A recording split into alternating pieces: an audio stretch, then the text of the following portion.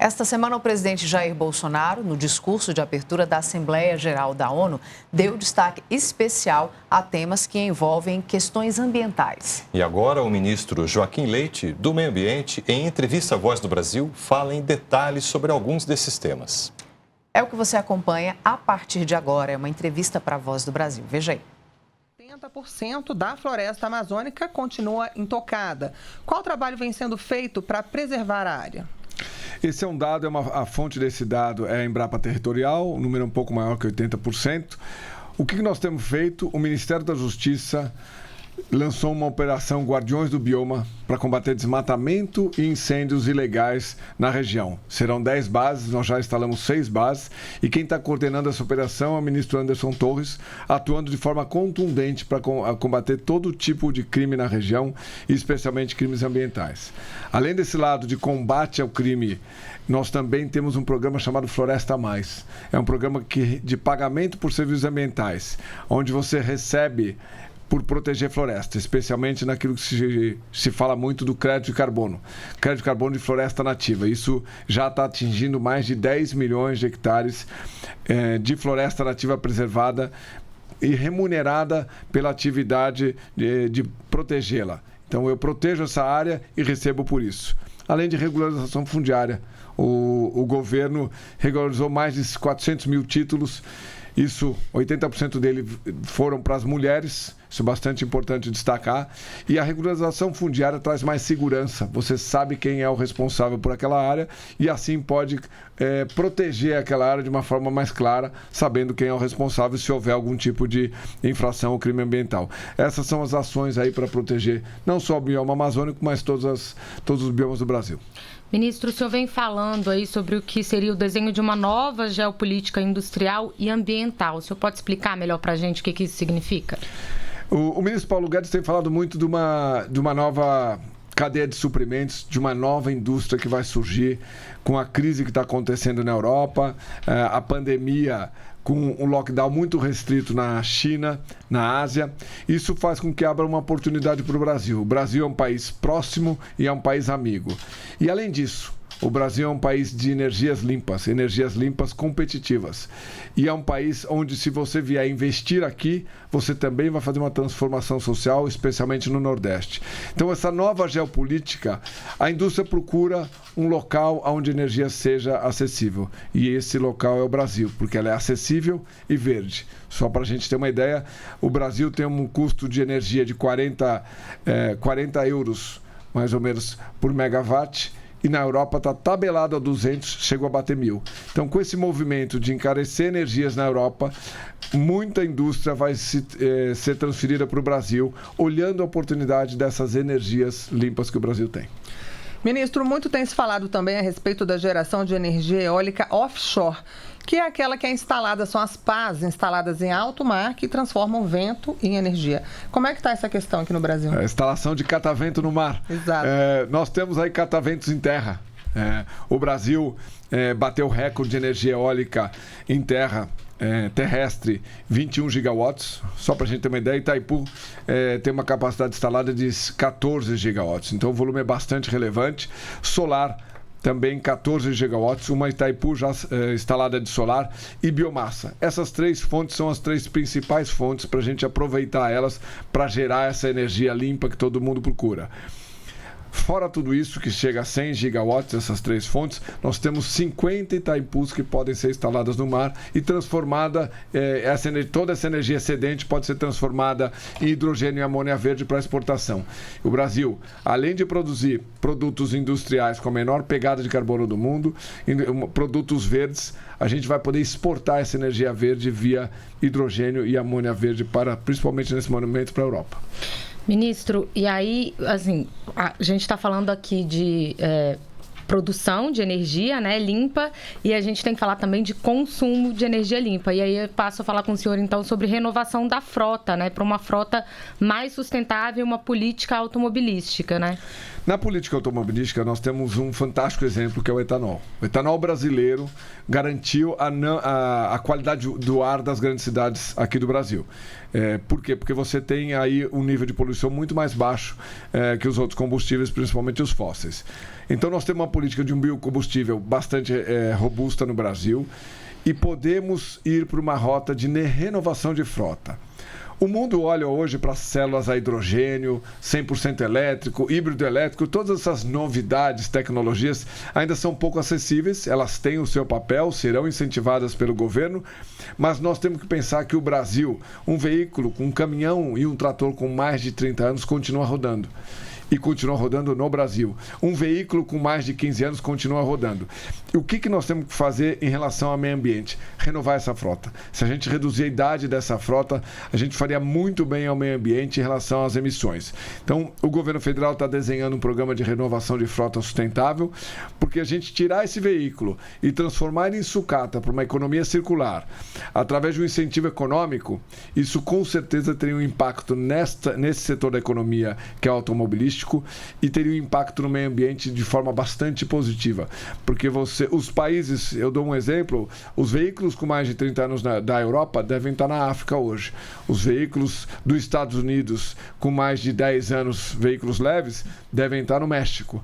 Os veículos brasileiros já com mais de 15, 20, 30 anos continuam no Brasil e a gente tem que renovar eles. A gente tem que tirar eles de circulação e, através de incentivos econômicos, isso seria uma grande ação. Nós estamos desenhando esse programa e eu acho que esse é o caminho. O Brasil pode mostrar que tem as suas próprias rotas. Nós vamos na direção de uma mobilidade e uma logística com baixíssima emissão ou neutra em emissões, mas fazendo soluções brasileiras. A gente tem uma previsão para esse futuro aí, ministro, de novas frotas? Hoje nós temos um renovar que deve ser, um decreto deve sair agora, nós já temos uma lei, já tem um decreto, isso deve sair nos próximos dias, mas essa renovação de frota sustentável é um olhar específico para a redução de poluição, de emissões, e aí a gente deve soltar uma portaria para buscar financiamento de clima. Eu acho que é bastante importante, o mundo fala muito em financiamento climático, ele só vai ganhar escala se a gente trouxer ele para o setor privado.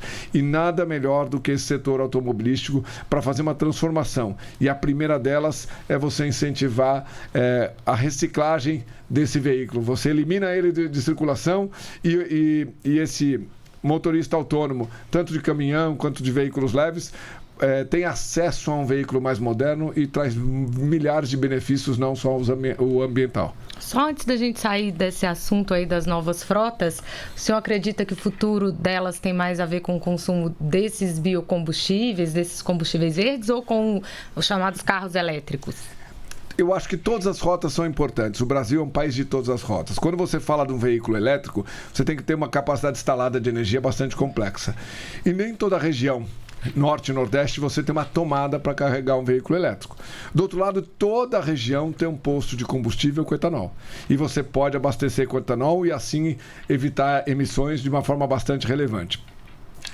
Além disso, você pode transformar o etanol em hidrogênio dentro do veículo. É uma tecnologia nova e você pode colocar isso em caminhões e trens. Então, imagina um caminhão com uma autonomia de 1.500 km com um custo 20 vezes menor do que se ele abastecesse com diesel. Então, o grande desafio dessas novas tecnologias é baratear o custo do transporte. Então, a gente tem que olhar todas as rotas, incentivar todas elas. Em algumas cidades vai caber o 100% elétrico, em algumas regiões da cidade caberia o 100% elétrico, uma autonomia mais curta, mas um Brasil continental precisa de veículos que andem 500, 1.500 quilômetros e rodovias também. Na Europa, o primeiro trem a hidrogênio começou a circular agora. Eu acredito que nós vamos desenhar rotas verdes, rotas de trens a hidrogênios, navio a hidrogênio, e aí você tem uma rota verde de exportação de produto brasileiro. Agora, ministro, uma medida concreta já tomada pelo Brasil para reduzir a emissão de gás de efeito estufa na atmosfera foi o Metano Zero, que foi um programa lançado esse ano. O senhor podia explicar um pouquinho como é que ele funciona? O programa Metano Zero, ele traz o foco para os resíduos orgânicos da cidade e do campo. No campo, suinicultura, avicultura, açúcar e álcool e laticínios. E na cidade, os aterros sanitários. Quando você pega esse resíduo orgânico e transforma ele em biogás ou biometano, biogás para eletricidade, biometano para combustível, você acelera esse processo de redução de emissões que o Brasil caminha. Você quer a neutralidade climática? Não evita o metano na atmosfera. O metano representa 25 carbonos equivalentes, vamos dizer assim. Então, a gente reduziu os impostos federais para compra de equipamentos, trouxe financiamento do Fundo do Clima específico para biometano biometano, e assim o setor privado vai acelerar tudo isso e vai substituir o combustível por um combustível mais barato. Eu acho que a gente busca a solução climática lucrativa. Tem que ser lucrativa para o empreendedor, tem que ser lucrativa para as pessoas e para a natureza. Essa é a forma de criar uma nova economia verde. E o Metano Zero é um exemplo disso. Ministro, ainda falando da agenda internacional, como é que estão os preparativos do Brasil para a COP27, que é a conferência da ONU, né? A conferência do clima da ONU que vai acontecer no Egito? O Brasil vai ter o maior stand que ele já fez na história, serão 300 metros quadrados. 100 metros quadrados vai ser o gabinete do Ministério do Meio Ambiente, que eu vou utilizar para fazer as negociações como chefe da delegação brasileira. 200 metros quadrados, a Apex, a CNI, CNA e SEBRAE vão apresentar um Brasil real lá. O tema dessa conferência vai ser as energias verdes brasileiras, a indústria e o agro sustentável. Então a gente vai levar a oportunidade de você empreender aqui no Brasil, investir aqui no Brasil, especialmente por causa das energias verdes e esse volume de energia que o Brasil tem excedente. Então a gente está desenhando para ser uma conferência do clima de um Brasil real e um Brasil sustentável. Ministro, falando de energias mais verdes, vamos falar um pouquinho do Escolas Mais Verdes, que é uma iniciativa lançada pelo Ministério do Meio Ambiente, que é uma ação que tem como objetivo promover a sustentabilidade nos colégios. Como é que se dá essa iniciativa que promove esse meio ambiente desde cedo aí no ambiente escolar? Nós temos um desafio, como trazer educação ambiental. Nós temos um desafio também, como separar resíduos, como você separa lixo. O primeiro ponto para o início de uma economia circular, da reciclagem, é a separação do lixo orgânico para o lixo sólido, né? O que nós, em Venâncio Aires, no Rio Grande do Sul, nós instalamos um biodigestor. Isso trouxe uma curiosidade dos alunos e eles começaram a aprender aquilo que ele aprende na sala de aula no biodigestor. Então ele aprende matemática, física, química, biologia, economia, porque a cozinha parou de comprar gás, porque usou o biogás que é gerado por esse biodigestor. Então a ideia é agora expandir isso. Nós fizemos o primeiro edital. Mas antes, ministro, desculpa te interromper, só explica pra gente o que é o biodigestor. O biodigestor, você joga os resíduos orgânicos nele, ele transforma esse resíduo orgânico em biofertilizante e biogás. Então você faz a biodigestão desse resíduo, você decompõe esse resíduo e traz dois benefícios: fertilizante, um biofertilizante, e o biogás que substitui o gás de cozinha, por exemplo, na cantina. Foi isso que aconteceu em Venâncio Aires e a gente abriu um edital para mais 200 escolas. Nós temos aí investimentos da ordem de 100 milhões, pegando financiamentos climáticos para direcionar essa atividade. Trazer educação ambiental para dentro das escolas. A gente fez isso junto com o ministro Vitor e o ministro Ronaldo, o Vitor da Educação, o Ronaldo da Cidadania, porque a gente tem que trazer de uma forma racional a educação ambiental. Como ela começa? Separa o lixo. Começa a separar o lixo orgânico e começa a se criar uma cadeia de reciclagem. E também olha que aquilo você pode ter um benefício. Acho que o importante de meio ambiente é como você percebe um benefício daquilo que você fez, evitando a necessidade de gás na cantina e você levando esses biofertilizantes para as hortas. Então, você mostra que dá para fazer meio ambiente de forma racional e educação ambiental também. Agora, ministro, a gente tem um último minutinho. Queria que o senhor falasse, então, sobre como as escolas podem fazer, tanto públicas quanto particulares, para receber esse selo que Escolas Mais Verdes virou um selo, né? Então, o Escolas Mais Verdes é um selo. A gente pretende colocar esse selo nas escolas que fizerem atividades sustentáveis. Ela começa com biodigestor, a separação de lixo orgânico do sólido. Depois ela vai para reciclagem, uso da água, logística reversa e energias renováveis. A gente deve desenhar um modelo que você recebe um selo.